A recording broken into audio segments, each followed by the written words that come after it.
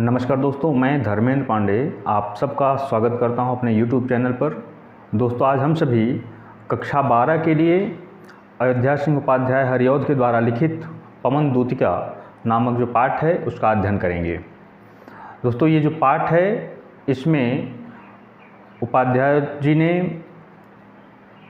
पवन को राधिका जी की सेविका के रूप में प्रस्तुत किया है।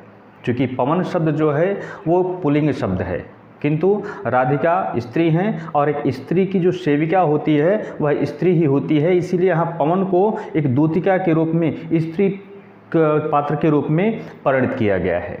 राधिका जी उस पवन से, उस पवन दूतिका अपनी उस सहेली से, जिसको अपनी सहेली बना रही हैं, उससे अपने प्रियतम अर्थात कृष्ण के पास कुछ संदेश भेज रही हैं और उससे वार्तालाप कर रही हैं। क्या वार्तालाप कर रही हैं, किस प्रकार के वो संदेश देना चाह रही हैं, दे रही हैं, वो इस पाठ में दिया गया है। आइए हम सभी चलते हैं। पहली पंक्ति में राधिका जी का जो प्रस्तुतिकरण दिया गया है वैसा है। कहते हैं, बैठी खिन्ना एक दिवस वे गेह में थी अकेली, आके आंसू दृग युगल में थे धरा को भिगोते। आई धीरे इस सदन में पुष्प सदगंध को ले, प्रातः वाली सुपवन इसी काल वातायनों में। उपाध्याय जी कहते हैं कि राधिका जी एक दिवस, लिखा है बैठी खिन्ना, खिन्ना मतलब दुखी होकर के, राधिका जी दुखी होकर के एक दिवस मतलब एक दिन बैठी थी। गेह, गेह का मतलब अपने घर में अकेली। एक दिन राधिका जी अकेली अपने घर में बैठी हुई थी। फिर नीचे पंक्ति में कहते हैं, आके आंसू दृगल युग को थे धरा को भिगोते। उनके नेत्रों में आंसू आ रहे थे, और जो आंसू आ रहे थे, लिखा है आंसू दृग युगल, युगल का मतलब होता है दो, दृग का मतलब होता है नेत्र, अर्थात दोनों नेत्रों में जो आंसू आ रहे थे वह आंसू शरीर से होते हुए धरती तक जा रहे थे। धरा शब्द है, धरा का मतलब होता है धरती, पृथ्वी। वो पृथ्वी तक जाते थे और वो पृथ्वी को भिगो रहे थे। जहाँ वह बैठी हुई थी रोते हुए रो रही थी, और रो रही थी, जो आंसू निकल रहे थे उस धरती को, उस धरा को भिगो रहे थे। आगे है, आई धीरे इस सदन में पुष्प सदगंध को ले। उसी समय उस भवन में, उस कमरे में कुछ हवा का प्रवेश होता है, और हवा कैसी है? सदगंध अर्थात सुंदर खुशबू से युक्त है, सुंदर सुगंध से युक्त है। नीचे कह रहे हैं, प्रातः वाली सुपवन, सुपवन का अर्थ है सुंदर हवा, सुंदर जो वायु है वह प्रवेश करती है। इसी काल वातायनों से, वातायनों का मतलब जो घर में ऊपर जो झरोखे लगे हैं, जो खिड़कियां लगी हुई हैं, उससे वह अंदर वो हवा प्रवेश करती हैं। आगे कहते हैं, संतापों को विपुल बढ़ता देख के दुखिता हो, धीरे बोली सदुख उससे श्रीमती राधिका यूं। प्यारी प्रातः पवन इतना क्यों मुझे है सताती, क्या तू भी है कलुषित हुई काल की क्रूरता से। जब वह हवा प्रवेश करती है, वहाँ आती है, राधिका जी को स्पर्श करती है। राधिका जी को जैसे ही वह शीतल हवा, सुगंधित शीतल हवा स्पर्श करती है, उनका दुख और बढ़ जाता है, और जैसे दुख बढ़ता है तो हवा से बोल पड़ती हैं, हवा से कहती हैं कि संतापों को विपुल बढ़ता देख दुखिता हो। अपने शरीर से जब हवा का स्पर्श होता है तो उनका संताप बढ़ जाता है, और संताप के कारण दुखी होकर के, दुखिता हो, दुखी होकर के धीरे बोली, वह धीरे से बोल पड़ती हैं, धीरे से बोलती हैं, कहती हैं कैसे? सदुख, बहुत दुख के साथ, उससे श्री राधिका, उससे कौन? पवन से। वह पवन दूतिका जो है उससे राधिका जी कह पड़ती हैं, राधिका जी बोल पड़ती हैं, कहती हैं क्या? प्यारी प्रातः पवन इतना क्यों तू मुझे है सताती। हे प्यारी, हे प्रातः की जो हवा है, शीतल हवा, मुझको इतना क्यों सता रही है तू। अगली पंक्ति में है, क्या तू भी है कलुषित काल की क्रूरता से। क्या तू भी, काल अर्थात समय, क्या तू भी समय की कठोरता से पीड़ित है, समय की कठोरता की मारी हुई है। जिस प्रकार से मैं समय की मारी हुई हूँ, समय की क्रूरता ने मुझे द्रवित किया हुआ है, परेशान किया हुआ है, क्या तू भी परेशान है, तू भी दुखी है, तू भी द्रवित है। फिर आगे कहती हैं अगली पंक्तियों में, कहते हैं, मेरे प्यारे नवजलद से कंज से नेत्र वाले, आके जाके आए न मधुबन से और न भेजा संदेशा, मैं रो रो के प्रिय विरह से बावली हो रही हूँ, जाके मेरी सब दुख कथा श्याम को तू सुना दे। बातचीत करते हुए वह उसको अपनी दूतिका के रूप में, अपने संदेशवाहक के रूप में प्रणीत करती हैं। उस हवा को अपने संदेशवाहक बनाती हैं और कहती है कि मेरे प्यारे नव जलद से, कंज से नेत्र वाले, जो मेरे प्रियतम हैं, कैसे हैं? नव जलद। नव का मतलब नए नए, जलद का मतलब होता है बादल। बादल कैसे होते हैं? बादल सांवले होते हैं, श्यामल रंग के होते हैं। तो कृष्ण भी कैसे हैं? सांवले रंग के हैं। अर्थात तो कह रहे हैं मेरे जो श्यामल रंग के जो कृष्ण हैं, और कैसे हैं? कंज से नेत्र वाले, कमल के पंखुड़ियों के समान जिनका नेत्र है, ऐसे मेरे प्रियतम जो है वो यहाँ से गए, जाके चले गए, आए ना, वापस नहीं आए, और न भेजा संदेशा, और कोई संदेश भी अपना नहीं भेजा है। आगे है, कहती हैं मैं रो रो के प्रिय विरह से बावली हो रही हूँ। कहती हैं कि मैं उनके, अपने प्रियतम के विरह में रो रो करके, बावली, बावली का मतलब होता है पागल हो जाना, मैं उनके विरह में रो रो करके पागल हो रही हूँ। फिर नीचे कहती हैं जाके मेरी सब दुख कथा तू श्याम को सुना दे।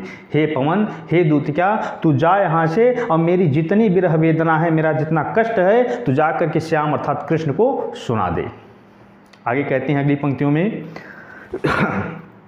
ज्यों ही मेरा भवन तज तू अल्प आगे बढ़ेगी, शोभा वाली सुखद कितनी मंजु कुंजे मिलेंगी, प्यारी छाया मृदुल स्वर से मोह लेंगी तुझे वे, तो भी मेरा दुख लख वहाँ जा न विश्राम लेना।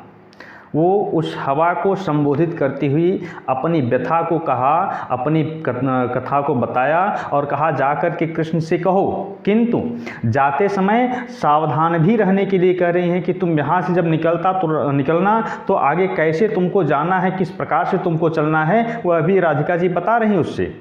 कहती हैं कि ज्यों ही मेरा भवन तज तुम अल्प आगे बढ़ेगी, जैसे ही तुम मेरे इस घर को छोड़ करके, अल्प मतलब बहुत थोड़े से, मतलब थोड़ा सा आगे जाएगी, वैसे ही शोभा वाली अर्थात बहुत ही सुंदरता को धारण करने वाली, बहुत ही सुंदर सुंदर, सुखद कितनी मंजु कुंजे मिलेंगी, सुखद सुख देने वाली, शोभा वाली भी होंगी और सुख देने वाली भी होंगी। क्या? मंजु कुंजे मतलब सुंदर सुंदर कुंजे अर्थात वृक्ष आदि, लताएं, झाड़ियाँ आदि मिलेंगी तुझको। तो प्यारी छाया मृदुल स्वर से मोह लेंगी तुझे वे, वो अपनी सुंदर छाया से और मृदुल स्वर अर्थात कोमल वाणी से, कोमल शब्दों से वह तुझको मोह लेंगी, तुझको अपने आप में अपनी तरफ आकर्षित करेंगी। फिर आगे कहते हैं कि तो भी मेरा दुख लख वहाँ जान विश्राम लेना। तो हे पवन दूतिका, मेरे दुख को, मेरी इस विरह वेदना को स्मरण रखना, इसको याद रखना और जाकर के वहाँ विश्राम मत करने लगना। आगे चलते हैं। फिर राधिका जी कहती हैं कि थोड़ा आगे सरसरव का धाम पुष्प वाला, फिर आगे कहते हैं सतपुष्प वाला, अच्छे अच्छे बहुद्रुम लतावान सौंदर्यशाली, प्यारा वृंदा विपिन मन को मुग्धकारी मिलेगा, आना जाना इस विपिन से मुँह माना न होना। कहती हैं कि थोड़ा आगे सरसरव का धाम पुष्प वाला, थोड़ा और आगे जाओगी तो सुंदर आवाज़ करने वाला पुष्पों का एक बहुत बड़ा विशाल एक तरह से बागीचा आदि मिलेगा तुमको, जहाँ पुष्पों की अधिकता होगी, सुंदरता की अधिकता होगी, सुंदर आवाज़ आएगी वहाँ से। फिर आगे करें अच्छे अच्छे बहुद्रुम, और बहुत अच्छे अच्छे, बहु मतलब बहुत अधिक, द्रुम का मतलब वृक्ष, बहुत अधिक अच्छे अच्छे वृक्ष होंगे, लतावान होंगे, लतावान अर्थात उसमें लताएं बहुत अधिक होंगी, और सौंदर्यशाली सुंदरता से परिपूर्ण होंगे, ऐसे वृक्ष भी तुमको दिखाई देंगे। किंतु आगे है प्यारा वृंदा विपिन मन को मुग्धकारी मिलेगा। प्यारा वृंदा, वृंदा कहते हैं तुलसी को, और विपिन का मतलब होता है वन या जंगल, अर्थात तुलसी का जंगल। इसी के नाम पर, इसी जो वृंदावन है वो वृंदा के नाम पर अर्थात तुलसी की अधिकता वहाँ पाई जाती है, इसीलिए उसका नाम रखा गया है वृंदावन। और गोकुल अर्थात जहाँ गायों की अधिकता हो वह गोकुल कहा जाता है, जहाँ गाय आदि बांधी जाती हैं वो गोकुल कहा जाता है। तो वहाँ पर जो तुलसी की अधिकता है इसीलिए उसको वृंदावन कहा जा रहा है। तो राधिका जी भी वही समझा रही हैं कि जब तू आगे जाएगी तो वहाँ पर तुझको वृंदा का जंगल अर्थात तुलसी का जंगल मिलेगा, जो बड़ा ही सौंदर्यशाली दृश्य है वहाँ का और बहुत ही सुगंधित परिक्षेत्र है। इसलिए तुम वहाँ तो जाना, लेकिन उससे कभी भी आकर्षित मत होना। कहते हैं आना जाना इस विपिन को, तुम जाना भी इसी विपिन से, उसी रास्ते से, वृंदा के रास्ते से, और उसी रास्ते से तुमको आना भी है, लेकिन उससे मोह मत लगा के, मोह माना न होना, अर्थात उससे मोह मत लगा के बैठना तुम। आगे चलते हैं, कहते हैं आगे, जाते जाते अगर पथ में क्लांत कोई दिखावे। अब देखो यहाँ पर जो राधिका जी हैं वो केवल स्वार्थ की ही बात नहीं कर रही हैं, परमार्थ की ही बात कर रही हैं। अपना स्वार्थ, अपनी भावनाओं को तो कृष्ण तक पहुंचाना चाहती हैं, किंतु उस हवा को यह भी कह रही हैं कि केवल मेरी बातों को मान के केवल वहीं मत जाना, रास्ते में यदि कोई किसी को कष्ट में देखना तो उसका परमार्थ भी करते जाना, उसकी मदद भी करते हुए जाना। उसकी सीख भी दे रही हैं। क्या कर रही हैं कि जाते जाते अगर पथ में क्लांत कोई दिखावे, यदि तुम्हारे रास्ते में जाते हुए कोई ऐसा व्यक्ति दिख जाए जो क्लांत हो अर्थात दुखी हो, तो क्या करना, तो जाके सन्निकट उसकी क्लांतियों को मिटाना। तो उसके सम्मुख जाना, उसके पास जाना और अपनी शीतल मंद हवाओं से, जो सुगंध से युक्त तुम्हारी हवाएं हैं, उनसे स्पर्श करके उसकी उस दुख को, उसकी उस थकान को मिटाने का प्रयास करना। फिर आगे कहती हैं, धीरे धीरे परस करके गात उत्ताप होना। तुम उसके पास जाना और उसके शरीर, गात, गात का मतलब होता है शरीर, उसके शरीर का स्पर्श करना और उसके शरीर की जो उत्ताप अर्थात जो जलनशीलता है, जो थकान है, उसको खो देना अर्थात उसको समाप्त कर देना। फिर आगे कहती हैं, सदगंधों से श्रमित जन को हर्षितों सा बनाना। अपने जो तुम्हारी जो हवा है, जो तुम्हारी शीतलता है, और शीतलता में जो सुगंध फैली हुई है, सुगंध भरी हुई है, उस सुगंध से जो श्रमित जन है, जो दुखी जन है, उनको प्रसन्न करने का प्रयास करना। आगे फिर कहते हैं, लज्जाशीला पथिक महिला जो कहीं दृष्टि आवे, होने देना विकृत वसना तो न तू सुंदरी को। जो थोड़ी भी श्रमित वह हो, गोद ले श्रांति खोना, होठों की और कमल मुख की म्लानताएं मिटाना। वह उस हवा से यह भी कह रही हैं कि यदि तुम्हारे जाते समय रास्ते में यदि कोई ऐसी स्त्री दिख जाए जो कैसी हो, लज्जाशीला हो, अर्थात कोई ऐसी स्त्री हो जो वस्त्रों से स्वयं को ढक करके अपनी मर्यादा के साथ चल रही हो, तो तुम अपने हवा का वेग कम कर लेना, जिससे नीचे लिखा है कि होने देना न विकृत वसना। विकृत का मतलब होता है अस्त व्यस्त, वसना का मतलब होता है वस्त्र, अर्थात तुम अपने हवा के प्रभाव से, हवा के झोंके से उसके वस्त्रों को इधर उधर उड़ा मत देना कि उसकी लज्जाशीलता नष्ट हो जाए, वह लज्जाशील बनी रहे। इसलिए तुम अपने वेग को कम कर लेना ताकि तुम्हारे वेग से उसके वस्त्र इधर उधर ना हो। फिर आगे है, जो थोड़ी भी श्रमित वह हो, गोद ले श्रांति खोना। अगर ऐसा महसूस हो, ऐसा दिखे कि वह श्रमित है, थकी हुई है, श्रमित, श्रम का मतलब होता है कार्य और श्रमित का मतलब होता है थका होना, अर्थात श्रमित हो, अगर वो थकी हुई दिखाई दे रही हो तो तुम उसको अपनी गोद में लेकर, अर्थात अपने वायु की गोद में लेकर के उसकी जो थकान है उसको समाप्त करने की कोशिश करना।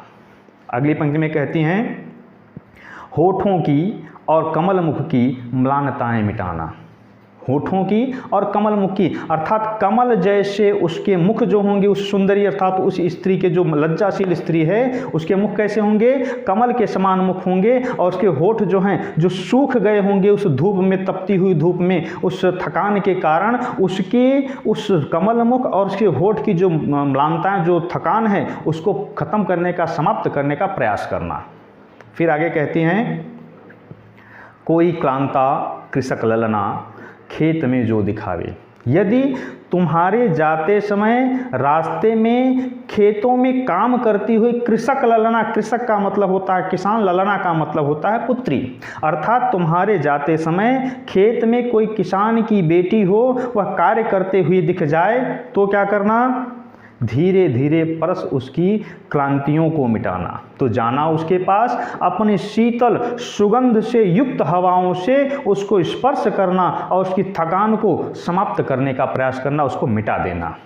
फिर आगे है, जाता कोई जलद यदि हो, जाता कोई जलद यदि हो, व्योम में तो शेला। यदि चलते समय, यदि रास्ते में अगर कोई व्योम, व्योम का मतलब होता है आकाश और जलद का मतलब होता है बादल, यदि चलते समय जहाँ वह कृषक ललना, जहाँ वह बेटी दिखाई दे जाए थकान से युक्त, वहाँ पर आकाश में जाता हुआ कोई बादल दिखाई दे तो अपने हवा के झोंकों से उस बादल को उठा करके लाना, धकेल करके लाना और उसको छाया प्रदान करना। नीचे लिखा हुआ छाया द्वारा सुखित करना तप्त भूतांगना को, उस हवा से के माध्यम से उस बादल को धकेल करके लाना और उसकी छांव से उस भूतांगना अर्थात उस कृषक ललना से उस किसान की बेटी को छाया से सुखी बनाना, उसको सुख देने का प्रयास करना।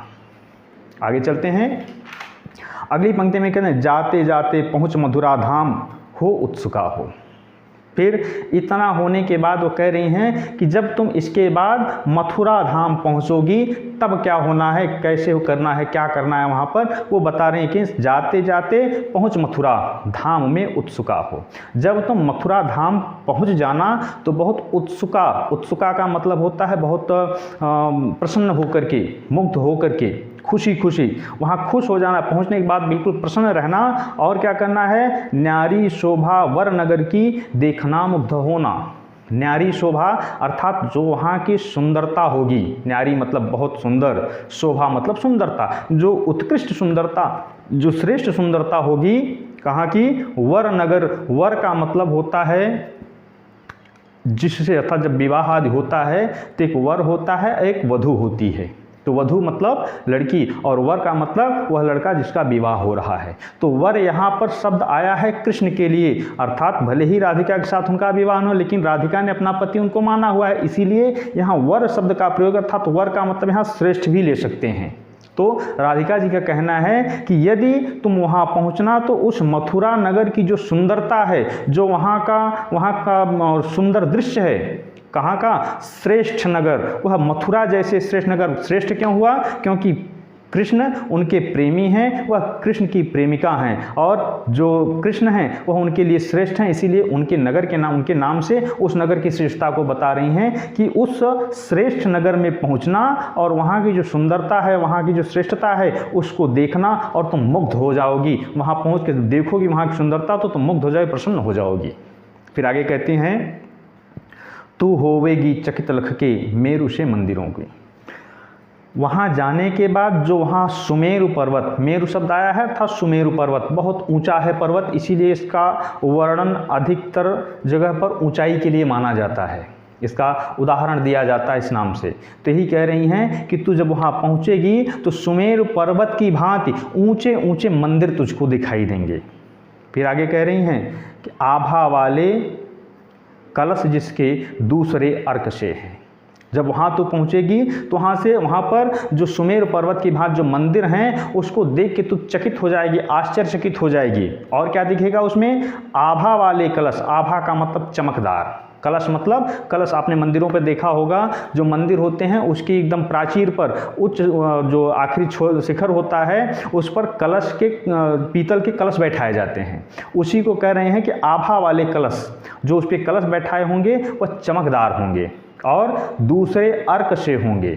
कहने अर्क मतलब आता है सूर्य के लिए, जो कलश ऊपर होगा उसमें इस प्रकार की आभा होगी, इस प्रकार की चमक होगी जैसे कोई दूसरा सूर्य निकला हो, इस प्रकार का दिखाई देगा। वहाँ के इतने अच्छे मंदिर, इतने सुंदर मंदिर होंगे। अगली पंक्ति में कहती हैं देखे पूजा समय मथुरा मंदिरों मध्य जाना। तुम देखना कि जब सांझ का समय होगा, प्रातः काल का समय होगा और वहाँ पर मंदिरों में पूजा का कार्य, आरती का कार्य शुरू होगा, तुम उन मंदिरों के मध्य चली जाना। फिर कहती हैं नाना वाद्यों मधुर स्वर की मुग्धता हो बढ़ाना। कहती हैं कि तुम जब वहाँ पर जाना और जो वहाँ वाद्य यंत्र आदि बज रहे होंगे, उस आरती के समय, पूजा के समय जो या वाद्य यंत्र बजाए जाते हैं, घंटा बजाया जाता है, घड़ियाल बजाया जाता है, नगाड़े बजाए जाते हैं, तुम वहाँ पर पहुँचना और अपने प्रभाव से उसकी मधुरता, उसके स्वर की मधुरता, जो उसकी गुंजार होगी, उसकी मधुरता को और भी मधुर बना देना, और भी सुंदर बना देना तुम। आगे कहती हैं कि वहाँ लेके रुचिर तरुके शब्दकारी फलों की, किंवा या फिर तुम किसी ऐसे फल को ले लेना जो बजता हो, जिसमें आवाज़ आती है, जिसमें धुन निकलती हो, स्वर निकलता हो। कहते हैं लेके रुचिर तरु, रुचिर तर मतलब किसी ऐसे वृक्ष के फल को ले लेना जिससे आवाज़ आती, शब्दकारी फलों के जो शब्द करते हो ऐसे फल ले लेना। अब ऐसे फल कौन से हैं, मेरे ख्याल से दो फलों को मैं जानता हूँ। एक फल है नेनुआ, शब्द आप लोगों ने सुना होगा, जो घरों में सब्जी के काम में आता है। उसको जब वो सूख जाता है तो उसको लेकर हिलाया जाए तो उसमें जो उसके बीज होते हैं वो बजते हैं। या फिर लौकी जो होता है, यह भी यदि सूख जाए रखे उस पर रख करके तो उसको भी लेकर के हिलाया जाए तो उसमें भी आवाज़ आती है। इसीलिए कह रहे हैं, यहाँ कह रही हैं राधिका जी कि तू अगर किसी तरु पर ऐसे फल लटके हों जो सूख गए हों और उसमें आवाज़ आती हो तो तू उसके आसपास जाना और जाके इस प्रकार से अपने प्रभाव को दिखाना कि उससे आवाज़ आने लगे। इसीलिए यहाँ कह रहे हैं कि किम्मा लेके रुचिर तर को शब्दकारी फलों को, कह रहे हैं रुचिर तर अर्थात सुंदर किसी फल को के पास जाना, फल लेना और उसके शब्दों को तुम भी अपने प्रभाव से उसको शब्द करना, उससे आवाज़ निकालना। आगे कहते हैं धीरे धीरे मधुर रव से मुग्ध हो बजाना, और जा कर के जब उसको लेना तो धीरे धीरे, बहुत तेज नहीं, धीरे धीरे मुग्ध होकर के, प्रसन्न होकर के उसको तुम बजाने का प्रयास करना। अगली पंक्ति है तू देखेगी जलद तन को जा वहीं तदगता होंगे लोने नयन उनके ज्योति उत्कीर्णकारी, मुद्रा होगी वर वदन की मूर्ति सी सौम्यता की, सीधे साधे वचन उनके सिक्त होंगे सुधा से। अब वो कृष्ण का परिचय दे रही हैं कि तू जब वहाँ जाएगी तो कृष्ण को, मेरे प्रियतम को पहचानेगी कैसे। वो कह रही हैं, कहें तू देखेगी जलद तन को जा वहीं तदगता हो, वहाँ पर कोई ऐसा व्यक्ति अगर दिख जाए जिसका शरीर जलद के समान अर्थात बादल के समान हो। बादल कैसा होता है? श्याम रंग का, अर्थात सांवले रंग का, काले रंग का बादल होता है। तो श्यामल शरीर वाला, लेकिन जलद तन, तन का मतलब शरीर, कोई श्यामल तन वाला, श्याम रंग वाला, श्याम वर्ण वाला यदि कोई व्यक्ति मिल जाए तो तुम उसके पास चली जाना, तदगता हो, जाके वहीं रहना। फिर आगे कह रही हैं होंगे लोने नयन उनके ज्योति उत्कीर्णकारी, उनके नेत्र कैसे होंगे? लोने शब्द आया है, लोने का अर्थ होता है लवण, लवण अर्थात नमक। अब नमक क्यों कह रही हैं? क्योंकि जो हमारे आंसू होते हैं उसमें नमक की मात्रा, खारा होता है, नमक की मात्रा होती है, इसीलिए कह रही हैं कि उनके नेत्रों में प्रेम के कारण, अत्यधिक प्रेम के कारण उनके नेत्रों में आंसू भरे होंगे। श्यामल शरीर होगा, श्यामल शरीर होगा और नेत्रों में उनके आंसू भरे होंगे, इसीलिए लोने नयन आ रहा था, नमक से युक्त उनका नेत्र दिखाई दे रहा है, उसमें आंसू भरे होंगे, ऐसे नयन जिनके दिखाई दे रहे होंगे। और ज्योति उत्कीर्णकारी, और उनकी चेहरे कैसे होंगे? बिल्कुल चमकदार होगा, बिल्कुल चमकता हुआ चेहरा होगा उनका। फिर आगे कह रहे हैं मुद्रा होगी वर वदन की मूर्ति सी सौम्यता की। मुद्रा कैसी होगी? मुद्रा आशीर्वाद देते हुए, वह रास्ते में निकलेंगे तो राजा हैं और राजा होने के कारण सभी लोगों को प्रणाम आदि करेंगे, तो वो आशीर्वाद देते हुए दिखाई देंगे। तो उनके ऐसी मुद्रा में वर वदन की, वदन मतलब होता है मुख, उर्दू में बदन शब्द होता है जिसका अर्थ होता है शरीर, और संस्कृत में और हमारी ब्रज भाषा में, ठीक है, जो वदन शब्द आता है इसका मतलब होता है मुख। तो उनका मुख कैसा होगा? बिल्कुल मूर्ति की सौम्यता, जिस प्रकार से किसी मूर्ति होती है, कोई प्रतिमा होती है, उसमें सौम्यता होती है, उसका बिल्कुल सीधा साधा, बिल्कुल सरल दिखाई देता है, उसी प्रकार से उनका स्वरूप भी दिखाई दे रहा होगा। फिर आगे कहते हैं सीधे साधे वचन उनके सिक्त होंगे सुधा से। उनके वचन अर्थात जो उनकी आवाज़ निकल रही होगी कैसी होगी? बिल्कुल सीधी साधी आवाज़, ऐसी आवाज़ होगी मानो अमृत से सना हुआ हो। उनकी जो वाणी होगी बिल्कुल मीठी वाणी बोल रहे होंगे, बिल्कुल अमृत के समान, ऐसा समझ में ऐसा सुनाई देगा जिससे अमृत घुल रहा हो, अमृत बरस रहा हो, ऐसी वाणी उनकी सुनाई देगी। आगे चलते हैं, कहते हैं नीले फूले कमल दल सी गात की श्यामता है। उनके शरीर की श्यामलता कैसे होगी? जैसा नीला कमल होता है, कमल कई प्रकार का होता है, नीला भी होता है, लाल भी होता है, सफ़ेद भी होता है। तो जो नीला कमल है उसकी जो सबसे गहरा नीलापन होगा, उसी प्रकार का नीलापन उनके शरीर का होगा। कहते हैं नीले फूले कमल दल सी, जो नीले रंग का फूल होगा, कमल का फूल होगा, उसके दल जैसे होंगे, उसी प्रकार से उनके गात अर्थात शरीर की श्यामता भी दिखाई दे रही होगी। फिर आगे है पीला प्यारा वसन कट में पहनते हैं फबीला, और उन्होंने वस्त्र कैसे पहने होंगे? पीला, पीला रंग ही पहनते हैं, पीला प्यारा वसन, वसन का मतलब वस्त्र, सुंदर पीले रंग का वस्त्र कट अर्थात कमर में, उन्होंने अपने कमर में, कमर के नीचे पीले रंग का वस्त्र धोती आदि पहना होगा जो बहुत ही फबीला अर्थात बहुत चमकदार होगा। ऐसा आगे कहती हैं, सद वस्त्रों से में नवल तन की फूटती सी प्रभा है। इन सुंदर वस्त्रों, सद वस्त्र अर्थात सुंदर वस्त्र, इन सुंदर वस्त्रों से, इन सुंदर वस्त्रों के बीच नवल तन, जो उनका शरीर है, तन अर्थात शरीर, जो उनका शरीर है उससे एक प्रभा, प्रभा का मतलब होता है बिजली का चमकना, जैसे बिजली के समान उनका शरीर जो है वो चमक रहा होगा, चमकता हुआ दिखाई दे रहा होगा। अगली पंक्ति में चलते हैं। फिर उनकी स्वरूप, उनका जो स्वरूप है, उनकी जो सुंदरता है उसकी व्याख्या करते हुए राधा जी कहती हैं कि सीधे सांचे ढाला सकल वपु है दिव्य सौंदर्यशाली। उनका शरीर कैसा है? इस प्रकार का शरीर है जैसे किसी सांचे में ढाल दिया गया हो। सकल वपु मतलब पूरा शरीर, सकल मतलब संपूर्ण, वपु मतलब शरीर। उनका जो पूरा शरीर है इस प्रकार से होगा जैसे किसी सांचे में ढाल दिया गया हो। फिर आगे कहती हैं, शत पुष्पोषी सुरभि उनकी प्राण संपोषिका है।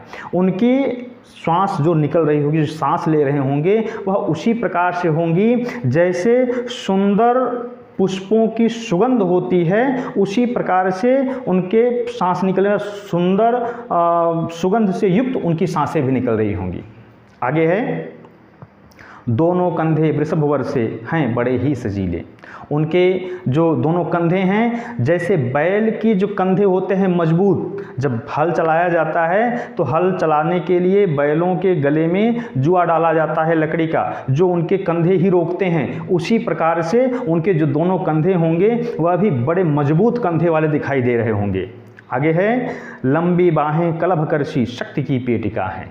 और उनकी जो लंबी लंबी बाहें, जो भुजाएं हैं वो कैसी हैं? कलभकर अर्थात हाथी की जो सूंड होती है, कलभ मतलब हाथी और वर आया है कलभवर अर्थात उनकी हाथी की जो सूंड होती है उसको संबोधित किया जा रहा है कि जैसे उनकी दोनों बाहें, जो लंबी लंबी बाहें हैं वह बिल्कुल हाथी के सूंड के समान होंगी, बिल्कुल मजबूत।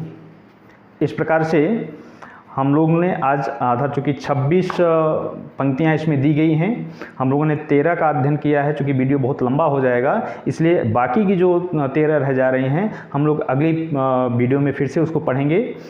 यदि इसमें कहीं कोई समस्या हो, किसी शब्द में, किसी लाइन में कोई समस्या आ रही हो तो आप कमेंट बॉक्स में हमको कमेंट कीजिएगा, हम उसका पूर्ण समाधान देने का प्रयत्न करेंगे। अगली वीडियो में फिर से हम लोग मिलते हैं, तब तक के लिए नमस्कार।